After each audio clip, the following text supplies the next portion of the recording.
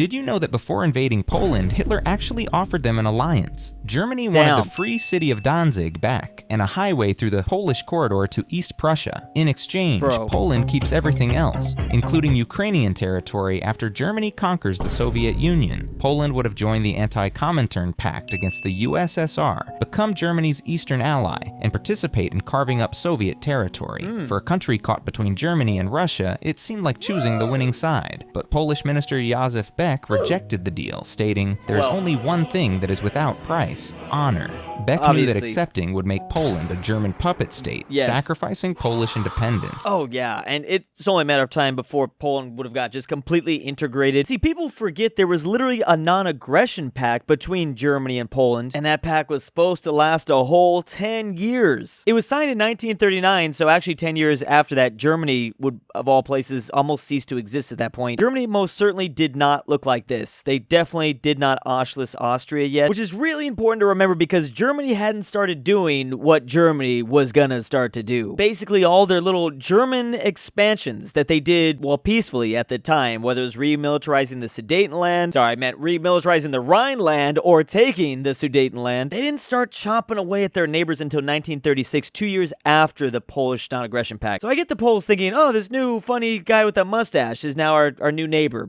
Maybe we can be friends, I don't know. Obviously, Germany, about 4 years later, decided, yeah, we're not gonna follow any of that. I think we should just conquer Poland. This does have me think, maybe in an alternative universe, when the Poles had like 10 out of 10 diplomatic skill, maybe they could have avoided getting chomped up by their two much larger neighbors. Like, it's almost an impossible challenge, but maybe it could have happened, I don't know. It's funny because Poland was also friends with another Axis member just on the other side of the globe, Japan. And it was for basically the very same reason. Germany was down to ally to Poland, just like Japan was down to ally to Poland. It was just to cuck the Soviets. A lot of people around the world just didn't like Daddy Stalin. Something to keep in mind is, this was not controlled by Russia. This was not Russian Kaliningrad, even though the borders make it look like that. Germany had control over East Prussia. It was a little bit more blobbier, but it makes sense that Germany wanted to have some sort of corridor to connect their two lands. Also, it makes sense that Germany would promise Poland to get Ukrainian territory. Remember that Poland used to be the Polish-Lithuanian Commonwealth. They used to be massive. Of course they'd want all that old stuff back. You know, he also said he won't annex Czechoslovakia after Sudetenland. Yeah, how could you trust that guy? Yeah, this whole ultimatum was never sent. Yeah, a lot of YouTube shorts are not using the historically accurate map for the time period, but yeah, talk about a hoi for a video.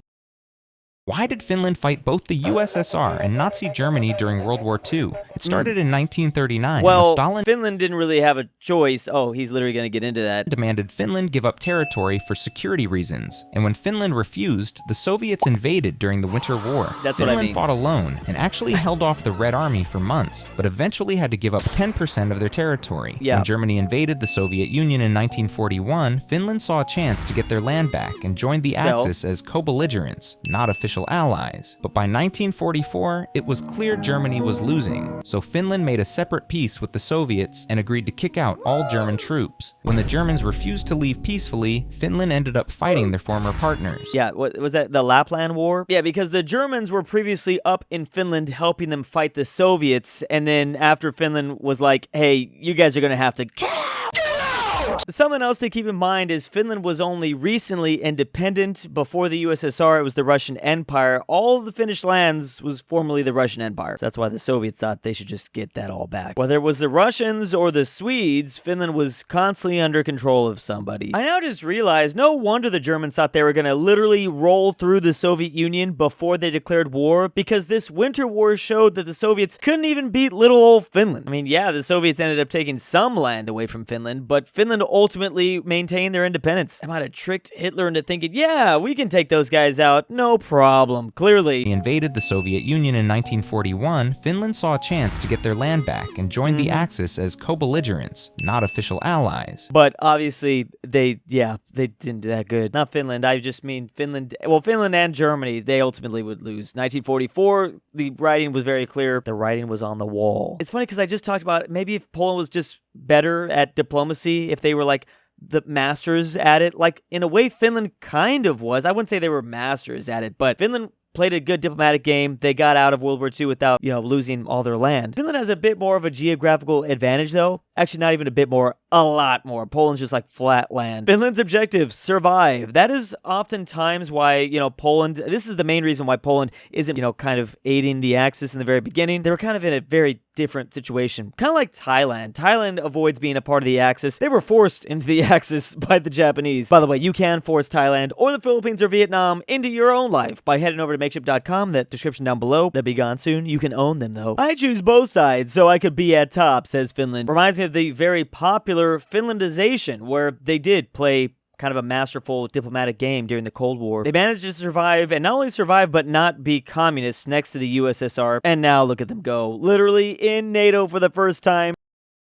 These are the countries that might not exist in 50 years. The country at number 1 will seriously make you worry. It's the Maldives, I think, because they're sinking, but let's see who else. At number 5, it's South Sudan. It's the newest country on the planet, but already falling apart. If things don't improve, it might just break apart. At number 4, it's Taiwan. It works like a country, but China says, nope, the threat of invasion is real. Everyone's watching if it stays free or is taken back. Then at number Ukraine 3, too? It's Palestine. No clear borders. Constant conflict. Some countries recognize it, others don't. Its future is still a big question mark. At number 2, it's Tuvalu. Rising seas are eating it up. They're already putting their country online to survive in the future. Finally, at number 1, this country is only 1 meter above sea level. If oceans rise, it could disappear completely. They're already planning backup homes in other countries. It's Maldives. Yep. Okay, so I said Ukraine earlier. Ukraine is very likely to survive, even if Russia takes a bunch of their land. I mean, we don't even know what's going to happen during the Ukrainian war. I don't know when we're going to get a peace deal, but I would definitely agree to not put them on this list. I think they will figure out a way to be around. South Sudan was an interesting one, though. South Sudan's only been around for 14 years, since 2011, and yeah, it is one of the poorest places on Earth. Obviously, it used to be entirely just under Sudan, so maybe it'll just go back to that. It depends. I think an interesting question is, will we lose more countries in the next 50 years, or will we gain more countries in the next 50 years? For instance, Bougainville is slated to be the next newest country. If that does in fact happen, there could be other independences that occur around the world. I mean, there's just tons of independence movements all over the place, so there's any unlimited amount of new countries that could be born almost at any second. But then you combine the threat of possible invasion, we lose countries that way, or literally just rising sea levels. So who knows? There's a lot of other methods that could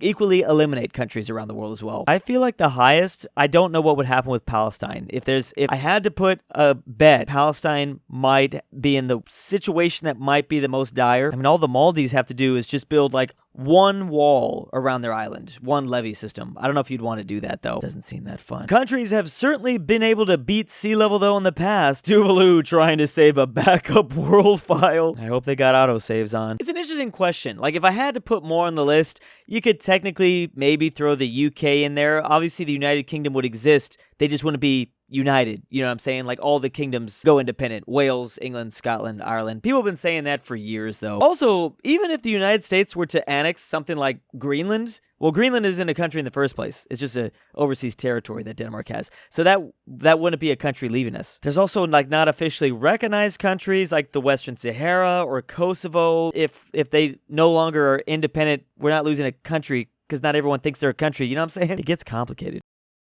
There is a country that only exists on Google Maps. Yes, really. It had a name, a shape, and it showed up clearly on Google Maps. But something wasn't right. No photos, no visitors, just a weird black spot in the ocean. Fishy. Some ships even avoided it because, what was it? So in 2012, a group of scientists decided to go. They sailed right to the coordinates. They checked everything. GPS was correct. Maps matched. But island, nothing was there? Nowhere. No land and no sand. That's They weird. circled again. Still nothing. Turns out, for years, the world had believed in a place that simply didn't exist. Atlantis? It fooled Google. It fooled satellite What? maps. So what was this fake country that showed up on maps for over 100 years? It's only real on screen, but in reality, on just the blue ocean, it's Sandy Island. Oh, does it go back and forth? Does it sink every day? Can you only see it like 12 noon, for instance, every day, but then it disappears under the ocean? Something crazy like that. It's known as a phantom island, and believe it or not, we have a couple of those. The island gained wide media and public attention in 2012 when this surveyor passed through the area and undiscovered it. You can undiscover an island? How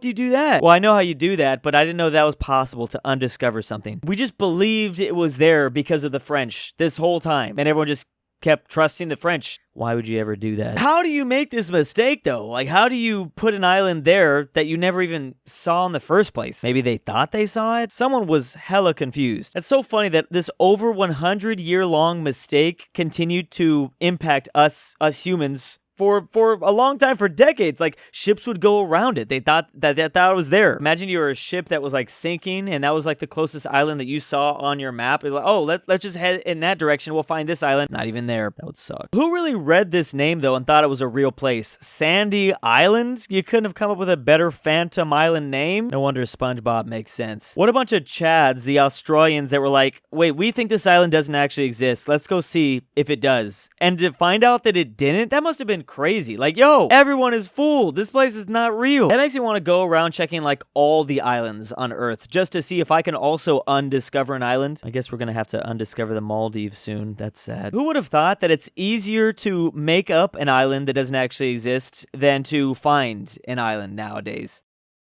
Did you know the world just got a new flag? Previously, the newest flag was that of Kyrgyzstan, where they slightly changed the sun in 2023. The rays? However, just a few months ago, Syria debuted a new flag. There's only 2 stars now. In 2024, the 13-year-long Syrian civil war finally ended. Sorry, and since the rebellion won, its president fled to Moscow, where his family was already in exile. The new government recently unveiled a new flag that features the Arab tricolors and 3 stars representing the 3 Syrian provinces. This new flag also symbolizes a lot of hope, so congratulations to Syria.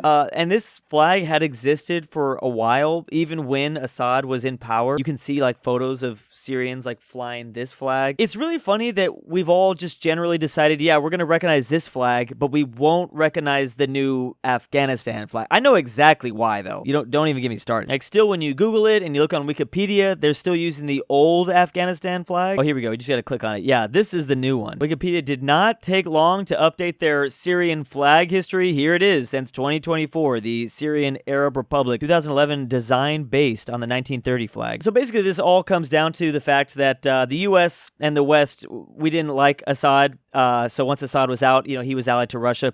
So we're like down for whatever flag change you want to make, because now Syria, well, we're trying to make sure that Syria is going to be on our side in the future, Western allied. Afghanistan, no one really trying to recognize that flag, because Afghanistan, the only country that happens to recognize the Taliban in Afghanistan is Russia, funny enough. Who knew flags could be so political? That's stupid, but it's all a game. Sorry, bro, you're 7 years late. I don't think they just changed it. Yeah, this is a little bit old news, but even in iOS, they changed the emoji? What? Let me see about that. Oh, wow, they actually did. That's crazy. Not really new, but it is the newest. What's cool is I think this counts even more than, what Kyrgyzstan did, or even like an example before Kyrgyzstan, France. France just kind of slightly changed the shade of blue that they have over here. Like, I feel like some of that stuff shouldn't really count. Like Japan, too, back in the 90s. You can't just, change the saturation of your dot here and call it a new flag. I mean, I guess I would say it's more of an updated flag. It's still the old design, though.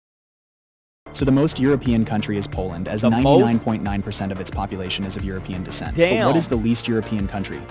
And that's interesting because Poland brought in a lot of Ukrainian migrants, obviously after the Russian invasion. Obviously, Ukrainians are European. Let's talk about Russia and Turkey. You see, both these have a lot of land in Asia, so it's obvious they have a lot of Asians, meaning Russia is just 80% European, while Turkey is only 38%. Yeah, but when you should take like 100% of your land area being in Europe or close to, maybe over 95%, because in the case of Britain and France, they have like overseas territories and things like that. Have a lot of Asians, meaning Russia is just 80% European, while Turkey is pretty only high. 38%. The West is also much less European, mostly because of immigration from their former colonies, while Central Europe is highly European, hovering around 90%. And somehow the least European country is Bulgaria. Oh, I would have never guessed that. Only 78% European. Who is going to Bulgaria? Are they Turks? I don't know. The hell, Bulgaria. Meanwhile, Hungarians, who literally celebrate those East Asian Turkic festivals. Yeah, Poland is very European. Look at all these Wikipedia articles. Arabs in Bulgaria, Armenians in Bulgaria, Chinese people in Bulgaria. Okay, those first 3 are all non-Europeans, though Armenia gets a little bit complicated at times. Yeah, Bulgaria got a lot of people. Vietnamese people in Bulgaria. I guess it shouldn't be surprising that, of course, it's a country that is closest to, well, the border of Europe. It's not like deep within Central Europe. Harder for other people to get there. And a big thanks to my patrons this month. Drew's abandoned son from Alabama. Petition for Drew to make Hoi 4 ASMR Tingles version 2. Nolan. Alexander the Terrible. Nord Tyrol. Miglu the Goat. King Bear Hayes. Connor Pavlik. Frederick Tiblin. Carmel. Drew's Argentinian Trust Fund. Rip Grandpa. Douche Baggins. Luxembourg Lover. And Tambrin.